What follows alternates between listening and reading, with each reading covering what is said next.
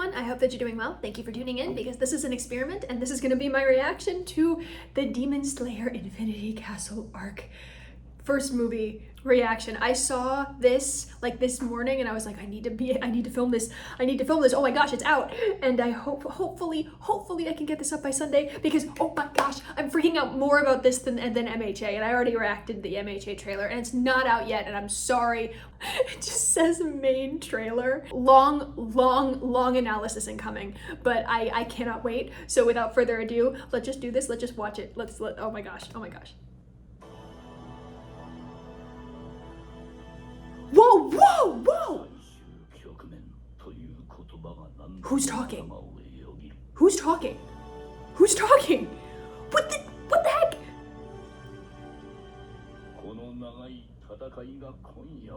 Is that Orokodaki? It might be Orokodaki. Oh my gosh, Mitsuri looks awesome. Look at all of these approaching demons. They look... Gyu's sword looks awesome. We hardly ever see that. Come on, find your feet, buddy. Find your feet. Okay. Oh, it's you.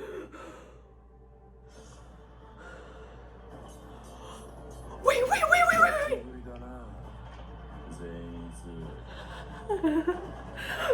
Okay, good. We're keeping that in the dark.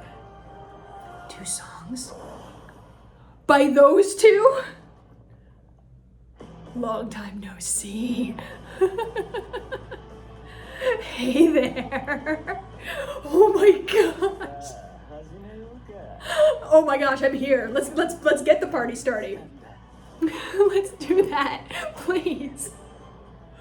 Okay, is that it? Only in movie theaters September 12th in IMAX. Okay, wait. Who was saying all of that final phrase stuff? Because I'm trying to think back on like who we've been introduced to, and I'm like, okay, final phrase, that could be Urokodaki, which is possible because Urokodaki does show up in the final arc, but it's literally like 5 minutes. I need to see that again. Okay, so who was saying final phrase? Because the it's a wonderful night was definitely somebody different. But then I saw the fans and I was like, oh, well, I know who that is, you freak. So this overhead shot of Iguro, oh my gosh. That sounds like Kokushibo. Like, I can't be the only person that thought about that. Like, it's not Muzan. That's the thing. It's like Muzan would be somebody who'd be saying something like this, but it's not Muzan, it's somebody else. It could be Kokushibo. But again, I don't think it is. It sounds to me like it could be Urokodaki. That was Doma, 100%. My gosh. Look at the animation! On Zenitsu looks so mad. A world where the sun never rises and shine in the cruel night. Goodness! And then there's that electric guitar. His theme is back. Long time no see, Tanjiro Kamado. Okay, we're going through that. I'm sorry. My hate for Doma is sort of slightly diminished because, my gosh, did you see the animation on those fans? Did you see Shinobu's like shing, her little sword as she started backflipping all over him? Now I can actually like say how I feel. Shinobu fighting Doma to me is always like one of the more interesting fights in the whole story for reasons that like have yet to be revealed, but also just like the matchup of the two. You guys have no idea what Doma's blood demon art is, and you have no idea how he fights. You guys know nothing about him. I do, and I'm not gonna say anything, obviously. So let's just go with like the base thing of Shinobu is very small compared to Doma. It's like looking back at this, like trying to remove myself from the emotion of the manga, I'm looking at this going, this is like one of the smallest demon slayers up against one of the tallest demons. Every time I see the two of them like next to each other, Shinobu and Doma, I'm like specifically for height, it's like Alphonse and Edward Elric. I'm like, oh man. That aside, yes, Shinobu is going to fight Doma. And based on what you know about Shinobu and her poisonous methods, I'm gonna put as many stats here as I can. I'm probably gonna provide extra work for myself, but like, that animation was so good! I have to go and watch it again. I have to go and watch it again. Shing! His fans look pretty cool too. Looks like they're in the place. Okay. Wow. Again, that was barely anything. That was barely anything, but still, that was enough. Like, I could tell. You guys don't know yet. You guys don't know yet. But there's this thing. You have to go back. You have to look at the video of my first reaction to the first episode of the Swordsmith Village arc with the upper moon meeting in it. I hope you figure this all out before me. You have to go back and look. There's this moment where like Akaza's shooting through the Infinity Castle and he like turns a corner and there's like this lotus garden, a house surrounded by a pond. And you'll notice that in that reaction, I freak out a little. That was one of the boss battle locations, okay? That was one of the boss battle locations. And then go back and look again, and there are more boss battle like locations in that reaction that they just sprinkled in for the manga readers. We're gonna see two of them. We're gonna see two of them in this movie. I'm freaking out. I'm sorry. This is why, okay? This is why I read the manga first. I remember I had one commenter who was like, why did you read the manga first? If you're an anime reactor, you've seen the anime, and you're watching the anime. I'm like, this is why. This is why. Because I get more excited. I'm like, oh my gosh, it's the thing! It's the thing! And I know it's gonna be accurate to the manga because that's what most animes do. They're completely book accurate. And we don't get any good book adaptations here in the US. Well, not anymore. I mean, we used to. There used to be a lot of really good ones. Oh my gosh, I'm turning into Ida. I'm so excited. What the heck? I'm so excited. Okay, let's break down what we're seeing because let's just break down what we're seeing. So this shot of Iguro like swinging in on these demons, it's in this pretty big wide open space, which is interesting. Like in the beginning, everybody is sort of scattering because they're trying to find their footing, and we've already established that the Infinity Castle is full of demons. The thing is that the anime added this little thing of Iguro and Sanemi finding the Infinity Castle. Like they were in there for like about 3 seconds or something. And then everything just closes. They're left there and Iguro and Sanemi are like, well, wait a second. That was the demon's hideout. We've been looking for that. What the heck does this mean? So I wonder if that's going to change anything. Just now that they're in here, now that they know what they're up against, will they send like a message through the crows or something? Will they try to get word back as like, we're here, we're in the belly of the beast. So that's interesting.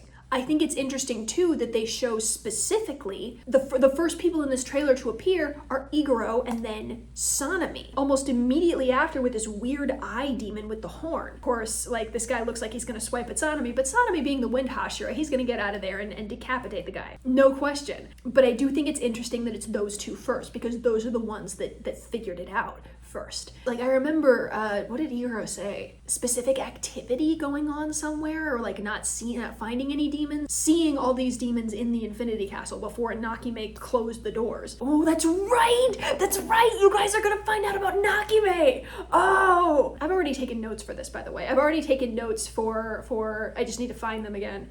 I've already taken notes for the Shinobu Doma fight. I've already taken notes for the Akaza Tanjiro fight. Whatever Zenitsu is going through. Again, I cannot say, but like, to me, I feel like there have been enough hints about this guy that Zenitsu is going to fight than there were that Dabi was a Todoroki, okay? Like, and if I've just spoiled that for you, I'm sorry. It's been canon for a while now. It's been out for a while now. All right, we gotta keep going.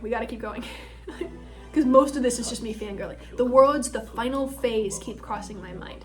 I need to find out who's talking, because it doesn't sound like any of the Hashira. It might be one of the upper demons, but it's not Muzan, and it's not Doma because Doma talked already, and Doma's voice is a little bit higher. I'm not very good with inflections. This shot of Gyome just bursting through looks beautiful. Oh wait, no, there's somebody with him. Oh, Muichiro's with him there. Oh, Oh, okay. So I guess I can say that Gyome and Muichiro do sort of land like quasi next to each other, and they do group up for a little bit, but that's not really a spoiler because it's in the trailer, so I feel like it's fine.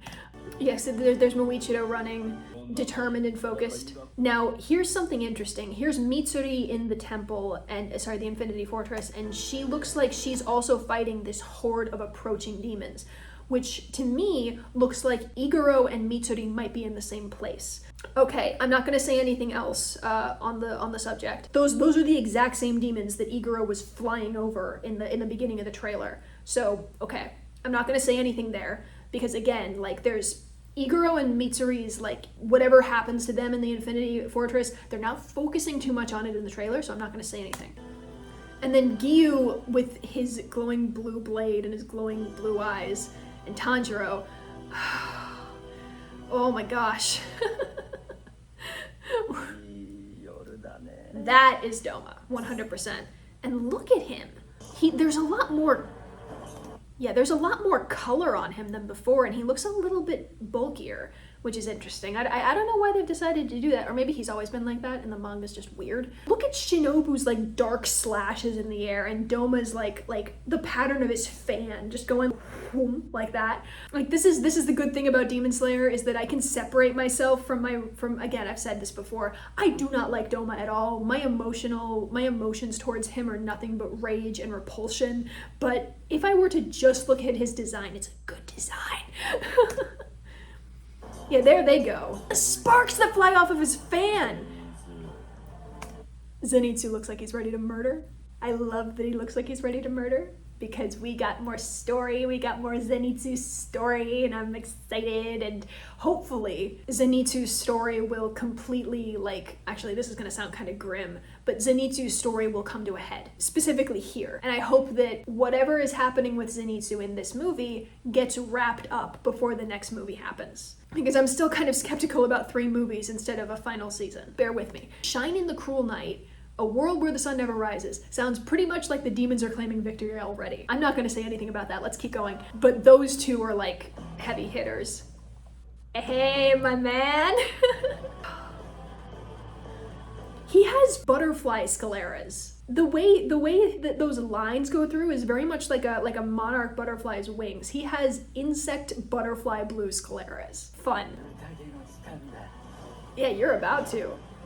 Yeah, okay, so that's the thing. They're gonna focus a lot, I think, on the Akaza Tanjiro fight. You guys are gonna learn, okay? You guys are gonna learn, hopefully in this movie, if the Akaza fight is the main focus of this movie, you guys are going to learn why I love him so much.